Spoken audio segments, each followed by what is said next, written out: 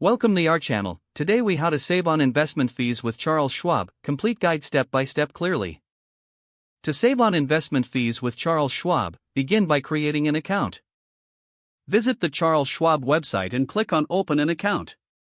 Choose the type of account that best fits your investment goals.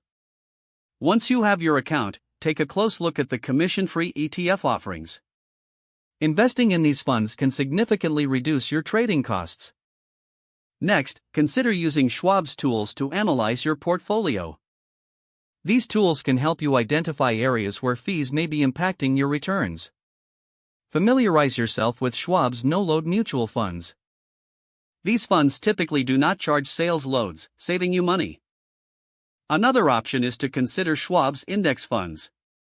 These funds often have lower expense ratios compared to actively managed funds. If you're investing in stocks, try to limit your trades. Frequent buying and selling can rack up transaction fees. Use Schwab's research resources to inform your investment decisions. This can help you avoid unnecessary trades that incur fees. Consider setting up automatic rebalancing for your portfolio. This service can help maintain your desired asset allocation without additional costs. Keep an eye on any account maintenance fees. Charles Schwab has zero account minimums for many accounts, which can help avoid these fees. Also, be aware of any fees related to financial advice. Opt for Schwab's self-service options to avoid advisory fees.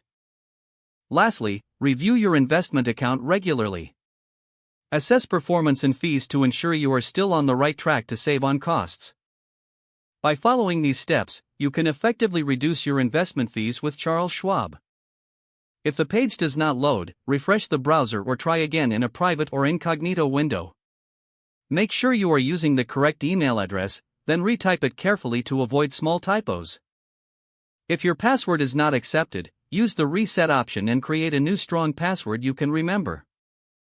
Check your spam folder for verification or security emails, then complete any requested confirmation steps.